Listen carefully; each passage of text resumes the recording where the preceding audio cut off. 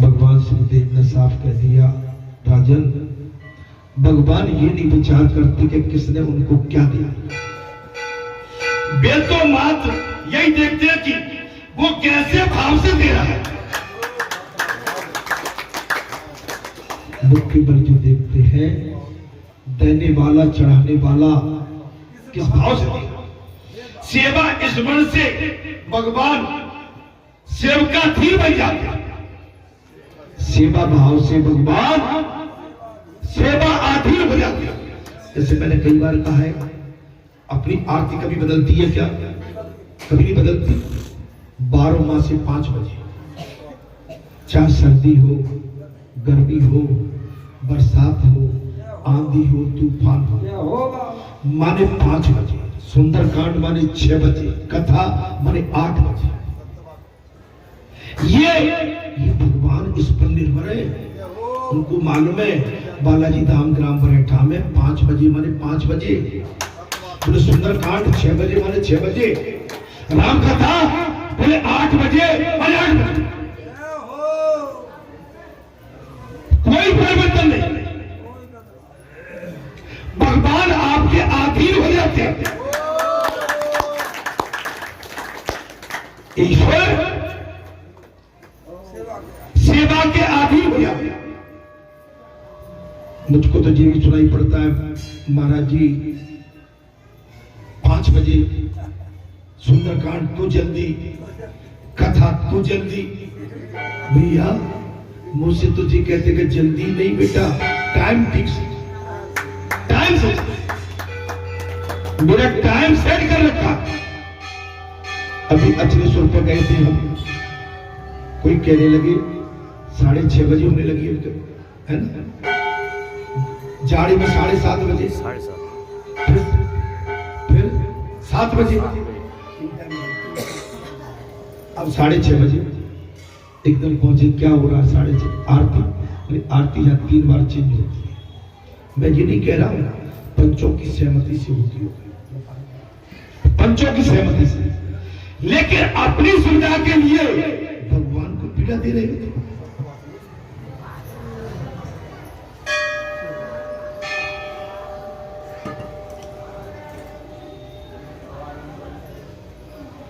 अपनी सुविधा के लिए रघुकुल रीत सदा चली आई, प्राण जाए पर बचत न जाए। आपने 5 बजे माने 5 बजे है भाई। हाँ, आप नहीं आ पाते कोई बात नहीं है, कोई तो रहेगा जो 5 बजे में कथा सुनाएगा। आप टाइम अपनी सुविधा अनुसार चेंज मत करो। ये पहली सोच विचार के साथ फिक्स करो। माने आप टाइम की प्रतीक्षा परमात्मा करते हैं, इसलिए मैंने कहा भगवान माने आपके भाव के आदि नहीं, भाव के सेवा इस मन से भगवान सेवकाधीन बन जाते हैं। भगवान टाइम पे खड़े रहते हैं। टाइम पे एक रात महाराज सारा दिन अविरत प्रभु सेवा और भजन करते रहते थे। वो तक जाते थे उनकी सेवा।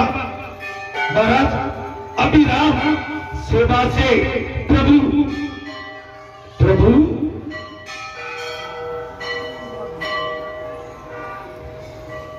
दास और अंतर ध्यान वो सोचने लगी कि मेरा भक्त मेरे लिए कितना श्रम करता है, बेचारा थक कर चूर हो जाता। मेरा भगत मेरे लिए दिन रात सेवा करता है, भगवान अंतर ध्यान हो गई, मैं इसलिए इसको आराम के लिए टाइम देता हूं। चलो मैं उसकी कुछ सहायता करता हूं, उसका अब कुछ काम करता हूं। वो सोचकर भगवान ने ब्राह्मण का रूप धरकर महाराज एक नाथ के पास जाकर कहा, भाई मुझे अपना सेवक रखो। कौन थे वो महाराज? एक नाथ सेवा 24 घंटे। भगवान सोचने लगे कि मेरी 24 घंटे सेवा कर करके थक गया हुआ, क्यों नहीं मैं इसका कुछ काम करूं, सहायता करता हूं। भगवान अपना स्वरूप बदलकर ब्राह्मण के रूप में एकनाथ के पास आ गए और बोले भैया मुझे अपना सहयोगी साथी रख लो, मुझे अपना सेवक रख लो। एकनाथ बोले मुझे नौकर की जरूरत नहीं है। अब तो समझ में आ गई। मैं हमेशा यही कहता हूं, आपको जो काम दिया है भगवान ने, आप इसको निष्ठा के साथ करो। चौकीदारी चौकीदार है, पुजारी पुजारी है, महंत महंत है, झाड़ू वाले झाड़ू वाली है, रसोई वाले रसोई वाली है, व्यवस्था वाले व्यवस्था के लिए, पंचगण हम पंचगण हैं। हमारा ये कर्तव्य है, हम भगवान के लिए तत्पर खड़े हैं। अपनी नौकरी को, अपनी सेवा को सच्चाई से करें, उसमें किसी भी तरह का, अब देखिए लाइट नहीं है, सुबह से पसीना टपक रहा है, जरूरी नहीं है, लेकिन अपना कर्म मत छोड़िए। और आप कहते हैं कि भाई आज लाइट नहीं है, आज तो ये नहीं है वो नहीं है, जितना चल सकते तो चल। आप अपने कर्म से बिल्कुल हटिए मत। मैं तो दोनों पुजारियों के बीच में बैठ के यही कहता हूं कि तुम धर्म के दो खंभे और तुम्हारे बीच में मैं एक, क्या कहते हैं महाराज, लेंटर।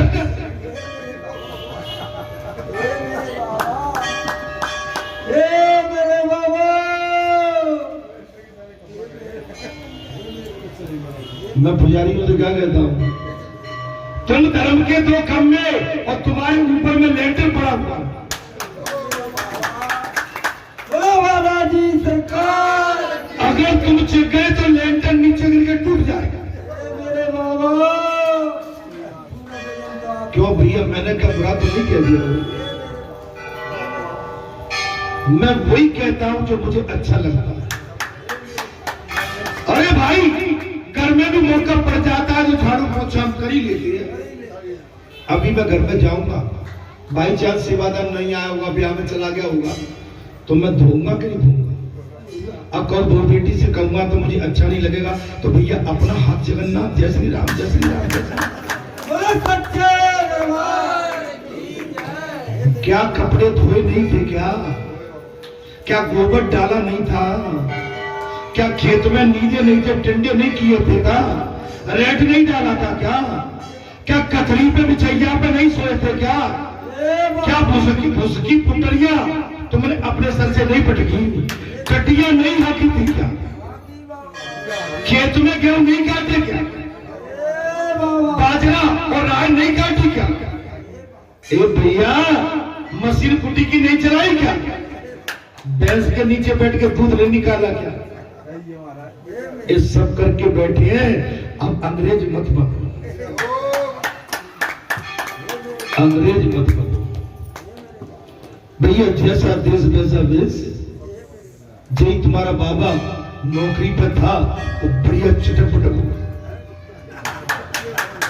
3 बार ठीक ठाक कर, लेकिन जैसा देश,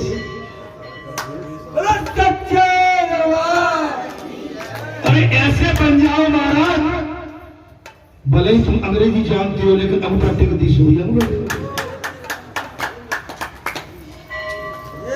मेरा कहने का मतलब यही है, आप जिस जगह रहते हो, जिस देश में रहते हो, जिस गांव में, जिस गली में, जिस किसानी करते हो, गोबर डालते हो, तो गोबर डालते हुए फिर अंग्रेज मत बनो। फिर तो कम बोलो, गमछा लगा के नहीं गोबर डालो, गोबर डालो।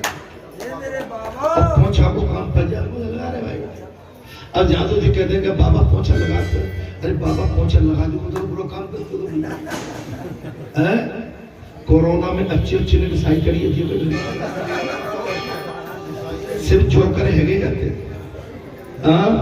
सिमन की निकल गई लाली।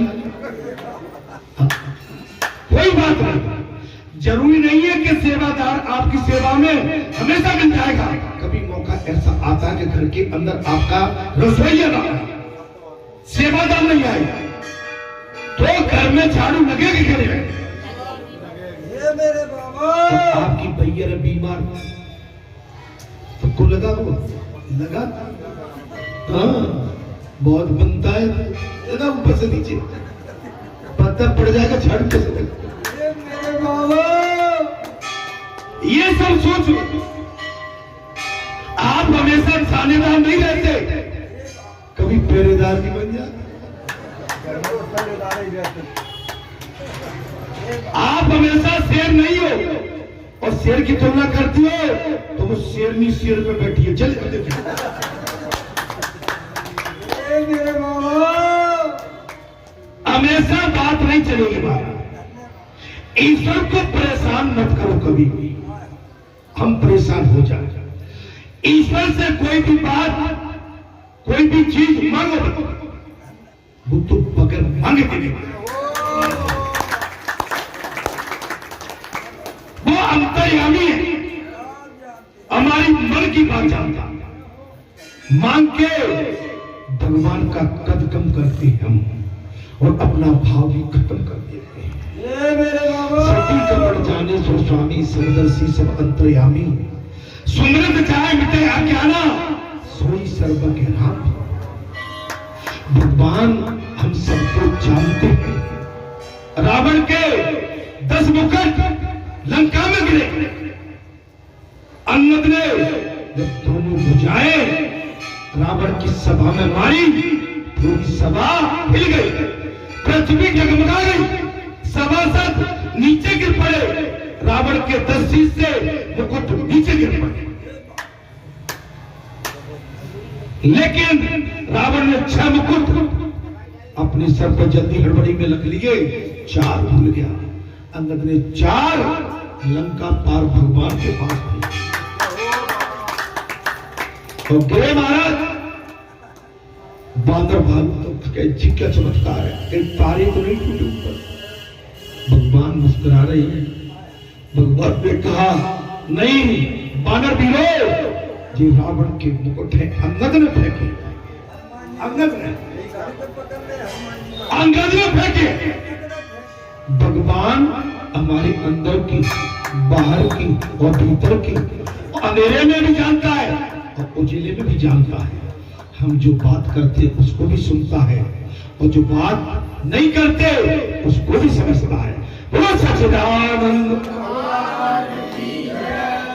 ये बात सोचकर एक नाथ भगवान से ब्राह्मण का रूप धारण करके सेवा के लिए पहुंचा। एक नाथ बोले मुझे नौकर की जरूरत नहीं है, मैं तो अपना सारा दिन प्रभु की सेवा में और स्मरण में बिताता हूं। अब मुझे क्या जरूरत है? जा देखिए महाराज, हम जितने ज्यादा रखेंगे उतना ही बलवा होगा, जितने कम रहेंगे अपने काम पे टिके रहेंगे, अपनी सेवा भाव अपने अनुसार करेंगे। बोले वो आ गया, बोले वो करेगा, बोले भूखे नहीं करता, या तू तड़ाक, यहाँ से मतलब नहीं, कहीं भी चले, जितने आप अपनी सेवा के लिए गिने चुने रखेंगे उतनी सेवा ठीक तरह से हो। भगवान तुम्हें ठाकुर जी की सेवा करने में सहायता करूंगा। भगवान बोले एक नाथ, मैं तुम्हारी ठाकुर जी की सेवा में तुम्हारी सहायता करूंगा। कथा ठीक लग रही है? एक नाथ जैसी तेरी इच्छा।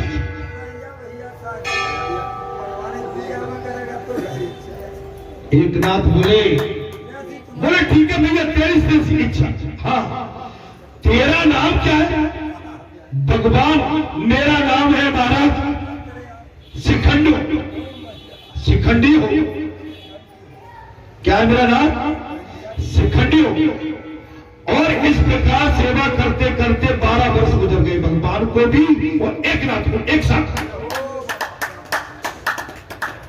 इस प्रकार सेवा करते करते भगवान को 12 साल हुआ, जिससे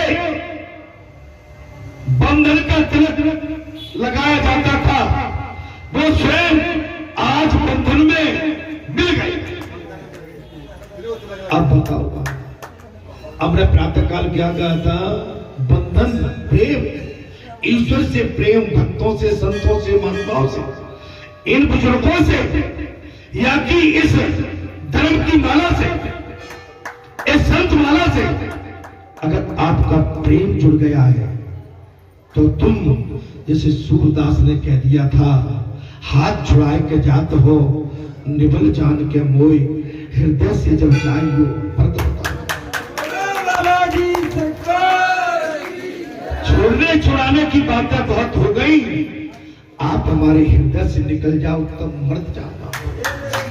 महाराज, ईश्वर जिसके हो जाते हैं, तुलसी चंदन घिसे और तिलक करे रहे। गंगा जी के घाट पर भाई संतन के भी तुलसीदास चंदन घिसे और तिलक करे। बात उल्ट हो गई, ये तो भक्ति की महिमा। रुक्मिणी ने सेवा से प्रभु को प्रसन्न करके वैसे तो अधीन कर लिया था, फिर भी मात्र एक ही तुलसी से उतल गए। रुक्मिणी ने भगवान की सेवा करके अपने बस में कर लिया, लेकिन भगवान की लीला तो देखो, एक तुलसी के पत्ते से भगवान तुल गए। और महाराज श्री धर स्वामी ने हरि विजय एक प्रसंग में वर्णन कर दिया है महाराज। तो मेरा आज आपसे अनुरोध विनती यही है कि भगवान तो केवल प्रेम के मिलते, तुम धन बल ये मुझे अच्छा नहीं लगता। मुझे तो प्रेम न मानो। जैसे गोपिकाओं ने प्रेम बंधन में भगवान को फांस लिया, गोपों ने प्रेम बंधन में भगवान को फांस लिया था। सारे बाल गोप बालिकाएं भगवान के लिए, माने मरने के लिए भी तैयार रहते थे। भगवान जब मथुरा चले गए, पूरा गोकुल वृंदावन सूना हो गया था। वो गोपिकाएं भगवान के लिए उनके विरह में रोती रहती थी, पागलों की तरह पागल हो गई थी। जमुना जी में जल लेने जाती थी अपने पात्र को छोड़ के, और भगवान के विरह में जमुना के किनारे ऐसे बैठी रहती थी। भगवान के बन के देखो, भगवान के बनो और बने। तो इसी के साथ एक बार सत्यभामा ने मन में अभिमान होकर वो कथा, इसके बाद में आप कथा को विराम दें। उसी पल में एक बार की बात है, सत्यभामा को अभिमान हो गया। क्या हो गया? बोले प्रभु को मेरे बस में। एक दिन नारद जी घूमते घूमते फिरते पहुंचे। वे सत्यभामा ने उनसे कहा, मुझे हर जन्म यही पति मिले, ऐसा कोई उपाय बताए।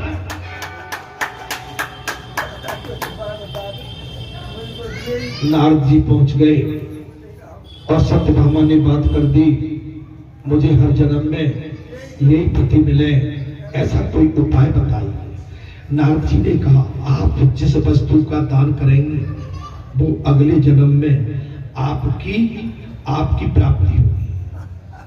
आप जिस वस्तु का दान करेंगी वही मिलेगी। अतः यदि आप श्री कृष्ण कोई अगले जन्म के पति के रूप में चाहती हो महाराज, तो उनका दान कर दो।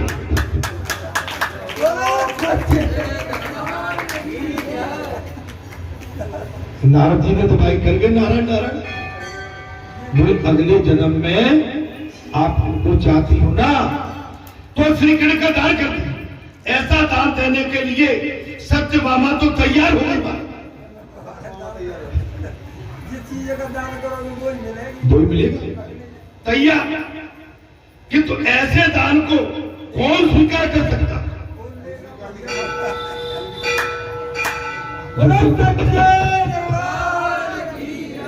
जो भगवान का ही दान कर बैठे।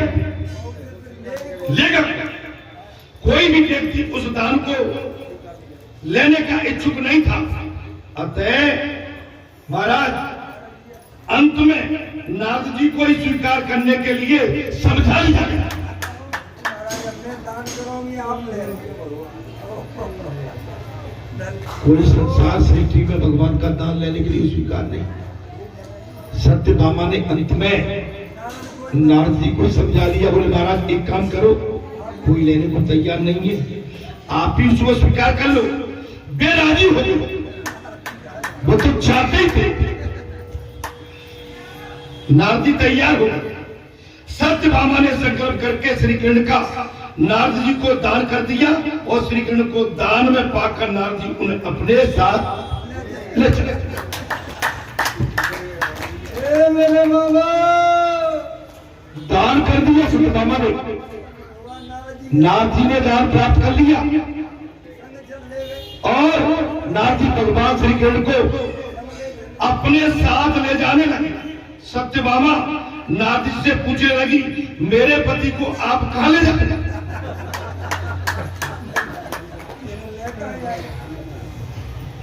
सत्यभामा पूछने लगी, बोले मेरे पति को कहां ले जाते? नारद जी ने कहा, आपने अभी अभी तो मुझसे उनका दान किया। देवी, अभी हाल ही में आपने अपने पति श्री कृष्ण का मुझे दान किया, न अतः वे मेरे हो गए। अब भगवान श्री कृष्ण मेरे हो गए। दान में दी गई वस्तु दान लेने वाले की ही हो जाती है।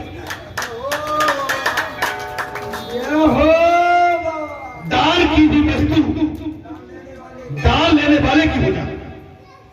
अतः कृष्ण पर मेरा अधिकार, अतः श्री कृष्ण पर अब मेरा। और सत्यभामा को अपनी भूल समझ में हमारी माताएं बहुत जल्दी कर देती। कोई बाबरो संत आ जाए, बोले दूल्हा मैं 100 करोड़ धंधों तेरे जब 5 और माताएं बहुत जल्दी आ जाए, तू सोने की एक बाली निकाल, तेरे गले में जंजीर आ जाए। हमारी माता इसमें तैयार हुआ। देखिए, एक तो नमज किसी को मत दो, डॉक्टर बदलो मत और नाई मत बदलो। धोबी, नाई, डॉक्टर, वैद्य, ये गुरु ये बदले नहीं जाए।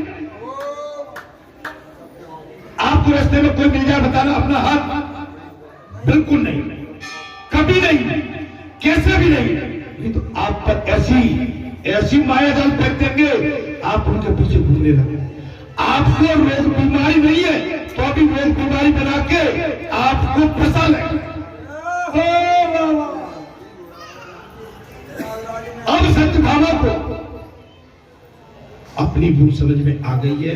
वे श्री कृष्ण को मांगने के लिए लगी है और नारद जी कहने से इनकार कर रही है। महाराज, उधर जब ये सारी बात अन्य रानियों में पहुंची तो वो भी दौड़ पड़ी आ गई।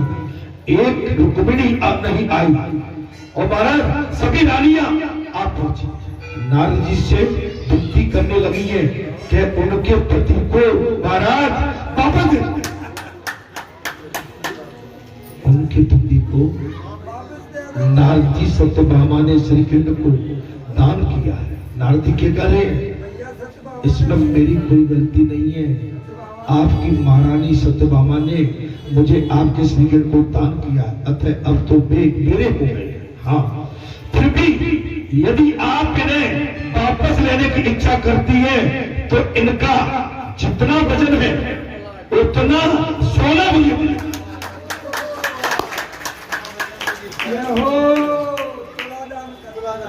तुला दान कर दो। ठीक है, तुम सब रानी आ गई तो एक काम करो कि भाई इनकी वजन का मुझे स्वर्गदान कर दो। सत्यभामा तैयार हो गए अभिमान से। बोले ये कौन सी बड़ी बात है, मेरे पास तो राजा महाराजा खजाने भरे हुए हैं, सारे स्वर्ण के भंडार खोल दिए, मड़कियों के सोना चांदी हीरे जवाहरत सारे खजाने खोले भगवान को रख दिया, लेकिन भगवान तुल नहीं रहे।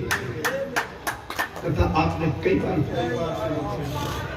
महाराज रुक्मिणी उस समय ध्यान में बैठी, रुक्मिणी नहीं आई क्योंकि रुक्मिणी भगवान की लीला को बड़ी बड़ी भांति से जानती थी।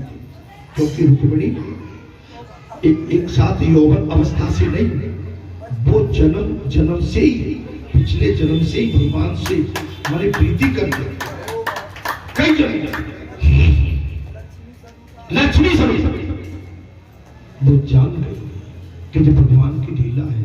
और आप देखेंगे उस समय क्या होता है महाराज, जब सारा भंडार खत्म हो गया, अभिमान चकनाचूर हो गया, घबराई ये सब, महारानी बैठी है, सत्यभामा रो रही है, क्या होगा। उस समय रुक्मिणी आती है, रुक्मिणी विनय भाव से आती है और बड़े नम्र भाव से आती है। उन्होंने तुलसी की पूजा की है, तुलसी को मनाया है, सरस्वती को मनाया, जगदम्बा को मनाया, दुर्गा को मनाया, ईश्वर को, गुरु को, सबको मनाया। उसके बाद में उन्होंने साष्टांग दंडवत किया है भगवान को, और भगवान को दंडवत करने के बाद में तुलसी माता को अपने हाथ में लेके आई थी, और जैसे ही पैदा पे एक तुलसी का दल रखा है, भगवान तुल जाते हैं वहां पर, भगवान प्रसन्न हो जाते हैं। वहां पर दोनों काम हो गए, नारद जी की बात पूरी हो गई और भगवान जिसके थे और इसी के बाद मैं आज कथा को यहाँ पर विराम देता हूँ, क्योंकि अब ये कथा व्यापक रूप ले जाएगी। ठीक है, कथा 8 बजे से चल रही है। क्या बजे से? 8 बजे 4 घंटे हो गए, 8 बजे से। वैसे हमारी कथा तो 5 बजे से चल रही है।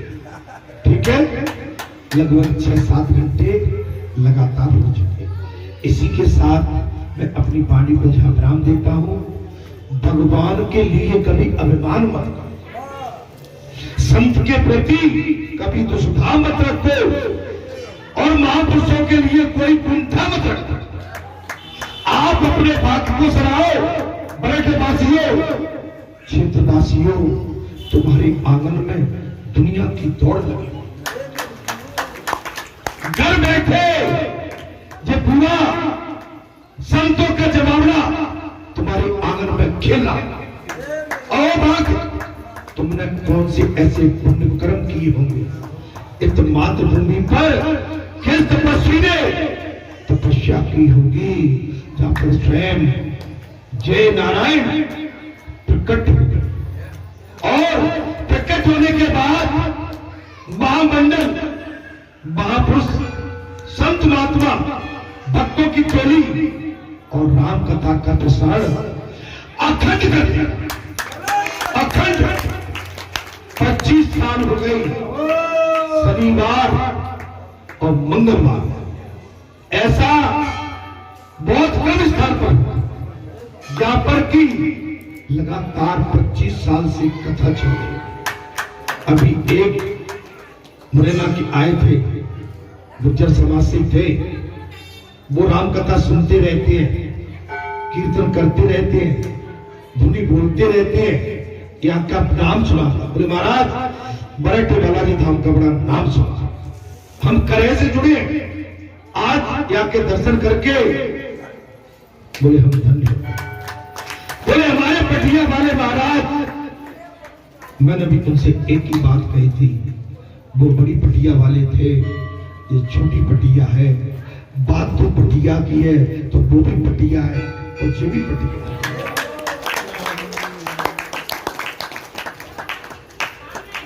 25 साल से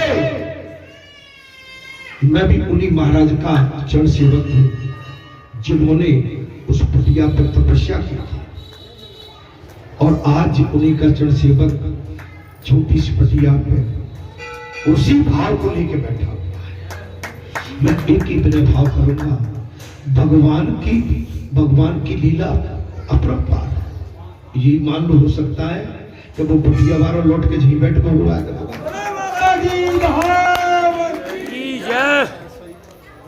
भाई पत्थर थोड़ी है, हमारे लिए सारी पटिया पवित्र है, सारे पत्थर पवित्र है। हम उस देश के वासी हैं जिस देश में गंगा बहती है।